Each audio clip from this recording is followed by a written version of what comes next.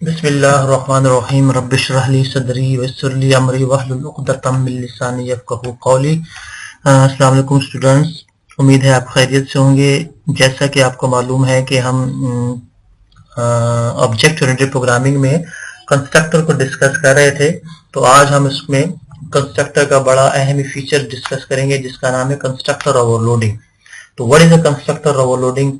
Constructor overloading किसे कहते हैं, तो देखें, कंसेप्ट क्लियर करें। तो ये तो आपको पता है जी, कंस्ट्रक्टर ऐसा फंक्शन होता है जिसका नाम जो है क्लास के नाम के मुताबिक होता है, मतलब वही क्लास का जो नाम होता है वही फंक्शन का नाम हो, तो इट इज कॉल्ड कंस्ट्रक्टर। ठीक है, तो एक क्लास में याद रखना एक से ज्यादा कंस्ट्रक्टर्स हो सकते हैं, मतलब एक जैसे नाम के बहुत से फंक्शंस हो सकते हैं। ठीक है, लेकिन फंक्शंस तो होंगे, लेकिन उसको एक दूसरे से किस तरह डिफर किया जाएगा, किस तरह एक दूसरे से अलग पहचान होगी, तो वो याद रखें। कंस्ट्रक्टर के आर्गुमेंट्स जो आपको होते हैं, कंस्ट्रक्टर के आर्गुमेंट बताया था आपको, जो फंक्शन होता है, फंक्शन के अंदर जो ब्रैकेट्स होती है, उसके अंदर जो चीजें होती है, इसका आर्गुमेंट, वो उनकी नंबर आगे पीछे, या एक किसी में एक, किसी में नहीं होना, या किसी में दो हो जाए, या किसी में उसके डेटा टाइप्स अलग अलग हो जाए। तो इस तरह हम एक दूसरे को, कंस्ट्रक्टर को एक दूसरे को डिफर कर सकते हैं, उसकी पहचान कर सकते हैं। तो देखें, ये डेफिनेशन देखें, class can contain more than one constructor. ठीक है, this is non constructor overloading. तो all constructors are defined with the same name. बताया कि कंस्ट्रक्टर का तो नाम एक जैसा होगा सारों का क्लास में, लेकिन उसके जो आर्गुमेंट्स होंगे, उसके नंबर ऑफ आर्गुमेंट्स होंगे, वो डिफर होंगे, एक दूसरे से मुख्तलिफ होंगे। ठीक है जी, तो ये आपने याद रखना है। तो कंस्ट्रक्टर में ये बात भी याद रखें कि कंस्ट्रक्टर जो है नाम एक जैसा होगा, but differ in the following वे। किस बुनियाद पर अलग हो सकते हैं? या तो कंस्ट्रक्टर के नंबर ऑफ पैरामीटर्स अलग होंगे, पैरामीटर्स किसी में एक है, किसी में दो है, किसी में नहीं है। ठीक है, या टाइप ऑफ पैरामीटर्स अलग होंगे, यानी कि एक में इंट है, दूसरे में फ्लोट है, दूसरे में कैरेक्टर है। ठीक है, टाइप ऑफ पैरामीटर, या सीक्वेंस ऑफ पैरामीटर्स आगे पीछे होंगे, पैरामीटर्स की सीक्वेंस अलग किसी में पहले लिखी हुई है, उसमें दूसरी में लिखी है, तो फिर भी कंस्ट्रक्टर एक दूसरे से पहचान कर सकता है।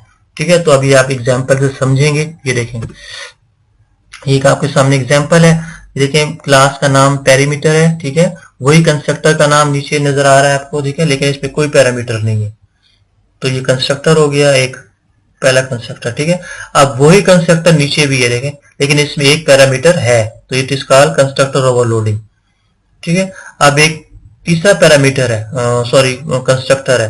ठीक है, इसमें देखें दो पैरामीटर्स हैं, दो आर्गुमेंट्स हैं। ठीक है, तो ये भी कंस्ट्रक्टर ओवरलोडिंग। तो देखें, इस प्रोग्राम में कितने कंस्ट्रक्टर्स हैं? एक, दो, तीन, चार, और एक मेरा ख्याल है आगे भी होगा। तो ये चार कंस्ट्रक्टर मौजूद है। तो इस कंस्ट्रक्टर में देखें, आखिरी वाले में कॉपी कंस्ट्रक्टर का जिक्र है। देखें, कॉपी कंस्ट्रक्टर आपने पिछले लेक्चर में मैंने बताया था कि ऐसे कंस्ट्रक्टर जो एक कंस्ट्रक्टर के जो है वो पैरामीटर्स के अंदर इस्तेमाल हुआ हो, और दूसरा कंस्ट्रक्टर आपके फंक्शन के नाम के तौर पे इस्तेमाल हुआ है, तो ये कॉपी कंस्ट्रक्टर है। तो एक कंस्ट्रक्टर ये हो गया। ठीक है, तो देखिए, इसमें कोई पैरामीटर नहीं, इसमें एक पैरामीटर, इसमें दो पैरामीटर, ये कॉपी कंस्ट्रक्टर का इधर जिक्र हो गया। अब ये अगले में भी एक दूसरा कंस्ट्रक्टर का जिक्र हुआ है। ठीक है, तो इसमें देखें, जब मेन फंक्शन पे आएगा प्रोग्राम, तो इसमें देखें पैरामीटर क्लास का नाम, इसमें ऑब्जेक्ट्स देखें कितने हैं, एक, दो, तीन, तीन ऑब्जेक्ट्स हमने क्रिएट किए। पहला ऑब्जेक्ट खाली है, कोई पैरामीटर नहीं, दूसरे में एक पैरामीटर, और जब तीसरा ऑब्जेक्ट क्रिएट किया उसमें दो पैरामीटर्स, दो पैरामीटर्स। क्यों जी? इसमें एक, इसमें कोई जिक्र नहीं है, इसमें एक का जिक्र है पैरामीटर के, इसमें दो। क्यों जी? क्या वजह? इस वजह से, ये देखिए, सॉरी, इस वजह से, क्योंकि यहाँ कंस्ट्रक्टर जो है इसमें कोई पैरामीटर नहीं, इसमें एक पैरामीटर है, इसमें दो पैरामीटर है, इस वजह से हमने तीन ऑब्जेक्ट्स को यहाँ जिक्र किया है। और इसमें तो कोई पैरामीटर नहीं है, इसमें तो ये कॉपी कंस्ट्रक्टर का जिक्र है, इसलिए यहाँ कोई पैरामीटर्स का जिक्र नहीं है। तो यही वजह है कि मैंने यहाँ जो ऑब्जेक्ट्स क्रिएट किए वो इन्हीं तरतीब के मुताबिक किए। ठीक है, तो पहला ऑब्जेक्ट जब क्रिएट होगा, डॉट कैलकुलेट पहले फंक्शन की तरफ जाएगा, फिर ऑब्जेक्ट वन कैलकुलेट दूसरे पैरामीटर की तरफ जाएगा। ठीक है, ऑब्जेक्ट टू डॉट कैलकुलेट तीसरे पैरामीटर की तरफ जाएगा। ठीक है, क्योंकि ऑब्जेक्ट है, देखें, ओबीजी। ठीक है। दूसरा तो इसमें दो पैरामीटर पास होंगे, दो पैरामीटर किधर पास होंगे, ये देखें इधर पास होंगे, ये देखें L1 और B1 की तरफ, क्योंकि इसमें दो पैरामीटर है। ठीक है, तो 2 L1 की तरफ जाएगा, ठीक है, और जो है 3 जो है ये वाला 3 ये जाएगा B1 की तरफ। ठीक है, तो it is called constructor over loading, क्योंकि एक से ज्यादा कंस्ट्रक्टर इसमें इस्तेमाल हुए हैं। इसको हम प्रोग्राम की शक्ल में देखते हैं, तो आइए प्रोग्राम की तरफ चलते हैं। ये देखें, वक्त बचाने के लिए मैंने ये प्रोग्राम पहले से लिखा हुआ है, तो गौर से देखें प्रोग्राम को। ठीक है, ये है हेडर फाइल्स जो हो गई, ये ओवर देखें क्लास का नाम हो गया।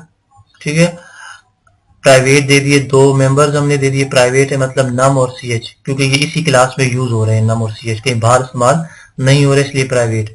अच्छा, पब्लिक और कंस्ट्रक्टर आमतौर पर पब्लिक होते हैं, मैंने आपको बताया। तो देखें इधर एक कंस्ट्रक्टर ओवर, ठीक है, क्योंकि वही नाम जो क्लास का नाम है, इसमें कोई पैरामीटर नहीं।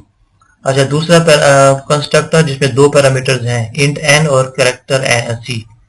ठीक है, तो ये दो हमने कंस्ट्रक्टर इधर जिक्र किए, और तीसरा तो कंस्ट्रक्टर नहीं है, तीसरा तो एक आम फंक्शन है जो हम आउटपुट के लिए तौर पर इस्तेमाल करेंगे। अब आए मेन फंक्शन की तरफ, क्योंकि इधर दो कंस्ट्रक्टर्स हैं इसलिए मुझे दो ऑब्जेक्ट्स क्रिएट करने पड़ेंगे। तो ओवर क्लास का नाम, फर्स्ट एक ऑब्जेक्ट, कॉमा सेकंड दूसरा ऑब्जेक्ट। फर्स्ट ऑब्जेक्ट के साथ मैंने कोई पैरामीटर का जिक्र नहीं किया, इसलिए कि एक कंस्ट्रक्टर है जिसमें कोई पैरामीटर नहीं है, इसलिए फर्स्ट के साथ कोई पैरामीटर नहीं।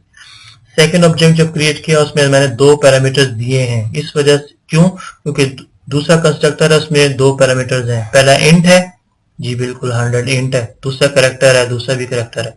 तो इसको आपने ख्याल से रखना है, जब दूसरा ऑब्जेक्ट क्रिएट करें तो पहले इंट देंगे, दूसरा कैरेक्टर देंगे, ये आगे पीछे हो गया तो मसला हो जाएगा, नहीं देना। अच्छा, ठीक है, जिस पैरामीटर के मुताबिक आपने कंस्ट्रक्टर दिया है वही ऑब्जेक्ट आपने जब क्रिएट करें तो पैरामीटर उसी तरतीब से आपने देना है।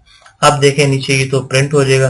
ठीक है, अब मैं इसको पहले रन करता हूं, फिर आप देखें इसका LF11 से मैंने प्रिंट किया, ये देखें ये आपके सामने रिजल्ट आया।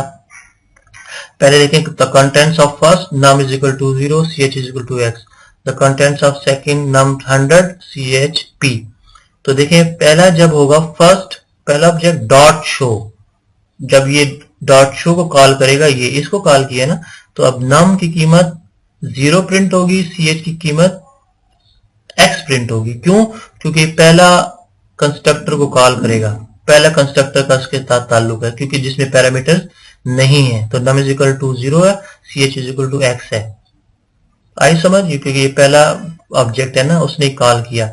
जबकि जब सेकंड डॉट शो होगा तो दूसरा ऑब्जेक्ट है, दूसरा ऑब्जेक्ट है, इसमें दो पैरामीटर्स हैं, तो ये जो पहला पैरामीटर है 100, ये इंटीजर है, ये पास हो जाएगा इंट को, यानी कि n को, सॉरी n को चला गया। दूसरा p जो है ये पास हो जाएगा c को। ठीक है, ये जब पास हो गया तो बस उसकी जो कीमत होगी, यानी कि 100 num में स्टोर हो गई और p जो है वो ch में स्टोर हो गई। तो सेकंड डॉट शो, तो num की कीमत 100 प्रिंट हो जाएगी और ch की कीमत p प्रिंट हो जाएगी। तो ये कंस्ट्रक्टर ओवरलोडिंग का कंसेप्ट ये है जी। ठीक है जी, तो इस प्रोग्राम में दो कंस्ट्रक्टर इस्तेमाल हुए हैं, एक कंस्ट्रक्टर है ओवर जिसमें कोई पैरामीटर नहीं, दूसरा कंस्ट्रक्टर है भी ओवर जिसमें दो पैरामीटर्स मौजूद हैं। लेकिन ख्याल ये रहे कि जब ऑब्जेक्ट उसका क्रिएट करें तो दो ही ऑब्जेक्ट क्रिएट करने, क्योंकि दो ही कंस्ट्रक्टर इस्तेमाल हो रहा है, और तरतीब से करने, क्योंकि पहला कंस्ट्रक्टर में कोई पैरामीटर नहीं, इसीलिए जब ऑब्जेक्ट क्रिएट करें तो कोई पैरामीटर इसके साथ नहीं है। जब दूसरा ऑब्जेक्ट क्रिएट करें तो दो पैरामीटर्स मैंने देने, क्यों, क्योंकि दूसरे कंस्ट्रक्टर में दो पैरामीटर है और तरतीब भी सेम रखनी है, पहला इंटीजर 100, दूसरा करेक्टर p। ठीक है ना, तो यही आपका कंस्ट्रक्टर ओवरलोडिंग का कंसेप्ट है। तो कंस्ट्रक्टर ओवरलोडिंग कहते उसे हैं कि आपके क्लास में या प्रोग्राम में, क्लास में आप एक से ज्यादा कंस्ट्रक्टर इस्तेमाल हो रहे हो तो ये कंस्ट्रक्टर ओवरलोडिंग कराता है। तो पहचान हम किस तरह करेंगे, पैरामीटर्स की मदद से। तो इसमें कोई पैरामीटर नहीं, इसमें दो हैं। अगर तीसरा कोई कंस्ट्रक्टर क्रिएट करें तो अगर आप कोई पैरामीटर दें या ना दें, लेकिन आगे पीछे कर लें या 3 पैरामीटर्स कर लें, ठीक है, 4 कर लें, तो ऑब्जेक्ट भी उसी तरतीब से आप क्रिएट करेंगे डॉट लगाकर। तो उम्मीद है कि आपको प्रोग्राम की समझ आई होगी। इंशाल्लाह अगले लेक्चर में दोबारा हाजिर होते हैं। अल्लाह हाफिज़, अस्सलाम वालेकुम।